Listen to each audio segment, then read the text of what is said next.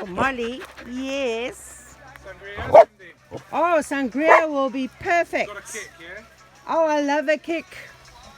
And happy birthday to Luke. Thank you. It's a paper cup. I'm going to write your name on it so it doesn't get lost. Okay, perfect.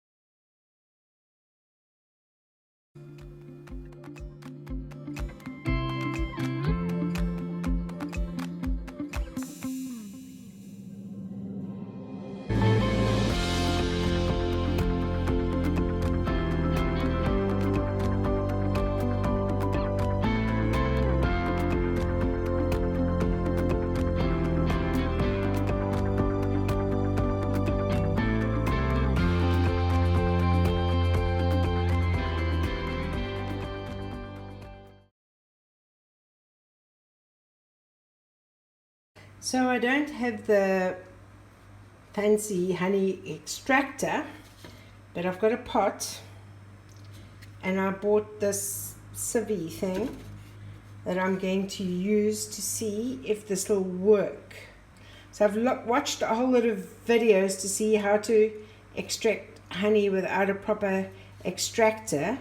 I think it is going to end up being a messy job, but I'm willing to give it a go. These are my 5 frames that I'm going to be trying to extract honey from. Okay, so this is the first honeycomb. It's like seriously heavy. So what I'm going to try and do, it's going to be difficult to film this while I'm doing it. But I am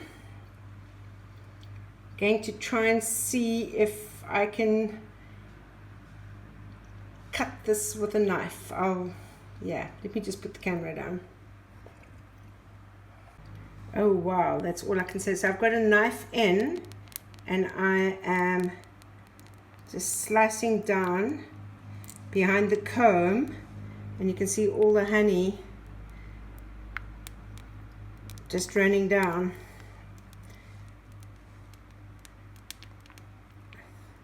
So the aim is to just get the comb off and then let the honey,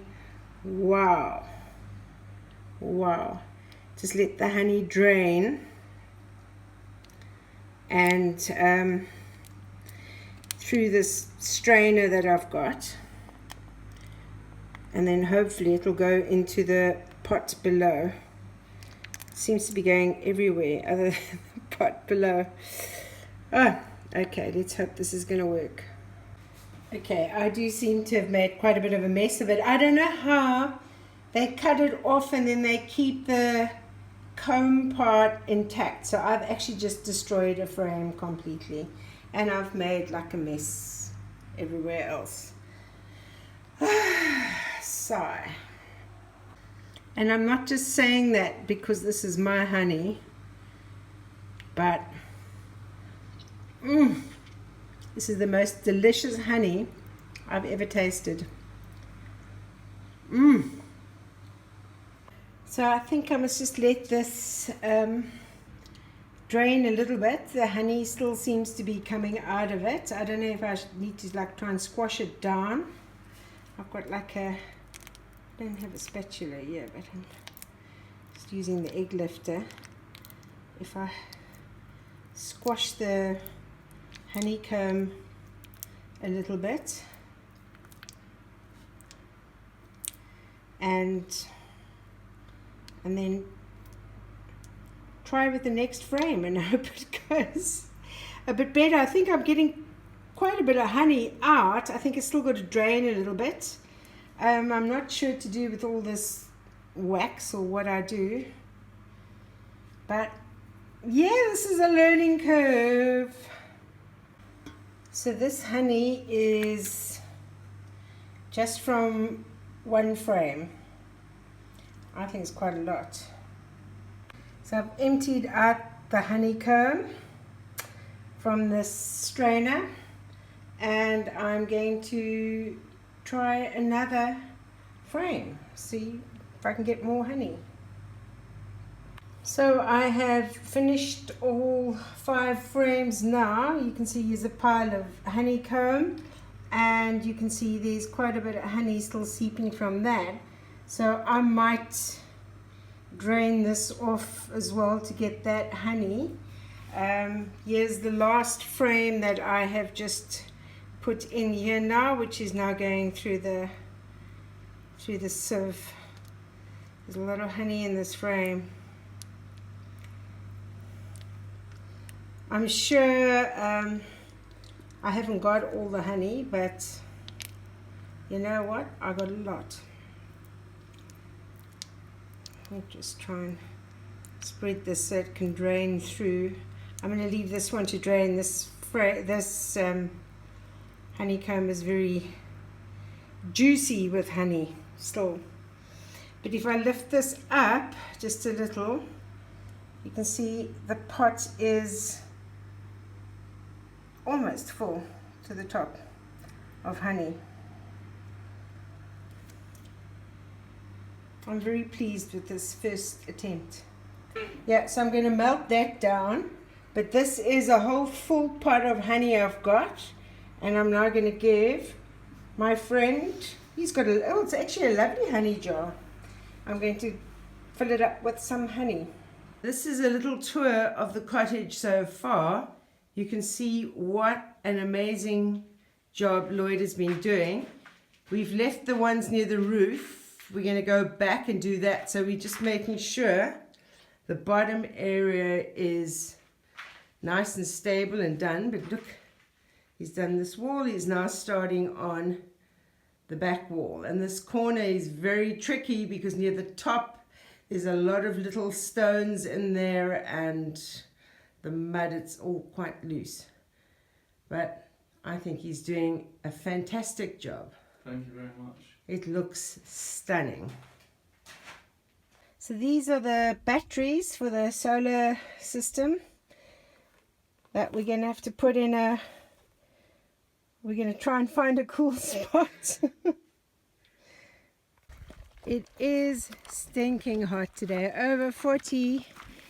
Just thrown in a melon for them and they are going crazy. They came out of their swimming pool to come and attack the melon.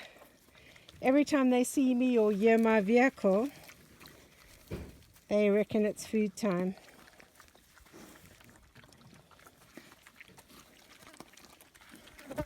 They've made short work of that watermelon. My friend Lisbeth has given this giant marrow that they hadn't noticed until it was too big to eat. To see if the pigs will eat this, I'm not too sure. So they'll probably turn their nose up at it initially because it's not watermelon and they're still busy with watermelon. But we'll see if it's gone tomorrow. So it appears that we do like eating this overgrown marrow, courgette, zucchini, whatever it was. At least they're not fighting over the same piece at the moment. Oh, Oreo's, oh no, it's Cocoa Pop's eating the rind. Here's Oreo. Oreo seems to like the zucchini.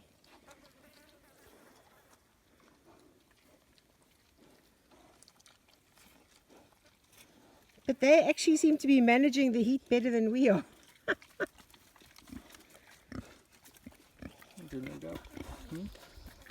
She's very loving, Cocoa Pop. She likes getting scratches.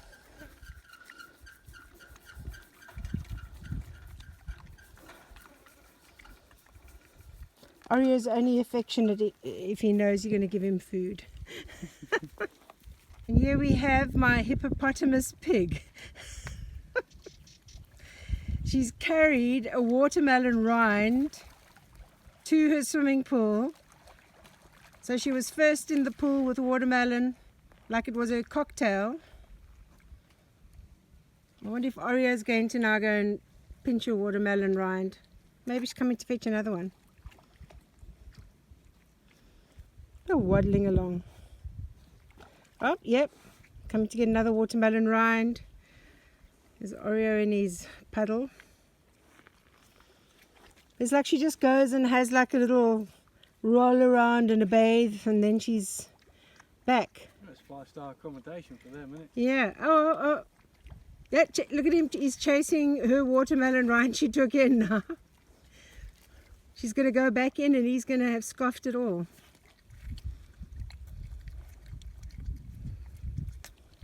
Well, she's cooled down nicely now. They love it, don't they? Mm. Sucked into it. It's like a great life. You just like swim and eat, swim and eat. But they've grown so much since I got them in June. It's unbelievable. It's like in 2 months they've grown like this. Yeah, they've got a lot bigger.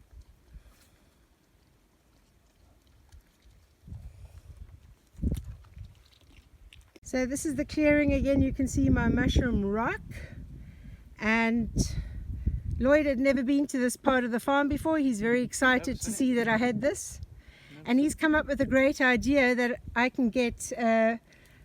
take down a couple of those smaller trees there to make an access road that we can use this as like a campsite. Eh? So imagine a clearing here big enough for a caravan, a camper, coming from an ex-lorry driver. I know what size you need to get through, and I know you need a lot of excess turning space, blah blah blah. But if we get rid of some of these trees, you've got the main access there. You can come up and use these trees as a turning circle, and if we get rid of them rocks and flatten the ground out, make sure it's even, you can spin the van round, and you're ready to drive out, chuck the awning out, and if we get a couple of benches or something, you can have it by the mushroom rock. You've got an awesome little camping spot. Yeah. It's ready to go. Bit of strimming, bit of levelling, clear some trees, you've got an awesome little spot. Yeah. It's beautiful up here. And you know what, even as hot as it is out there, can you feel how cool it is over here? It is different. It's like a cool breeze. It's like a different climate over here. It's different. It's just, I don't know if it's the shade from the trees or what, but I mean it's because we're higher up, we're getting more breeze. But yeah, you've got a fantastic little spot here. Anyone that camps here is lucky. Yeah, definitely. So the olive grove is nice and cool on a hot summer's day, and you can see where Lloyd has planted some of the olive trees, the little ones that I bought. Hi Mum, just a big shout out, Daphne, love you to bits. Shout out to my dad Big Dave, Scott Nimrod and my nan Jenny. You're awesome, I love you to bits, thanks for your support, and thank you Cindy for giving me all your work on your wonderful farm. I can't wait to see what the future brings, and the future of this farm. Love you. Okay, and that was the lovely Lloyd giving his family in the UK a shout out. So thanks for all your hard work, Lloyd. You're doing an amazing job. Don't forget to like, subscribe, and if you're feeling generous, buy Cindy a coffee. Because buying me a coffee helps to feed Lloyd. Yes, and I'm hungry. Ciao. Keep sane. I can't even speak. Keep sane, keep safe, and I'll see you on the next video.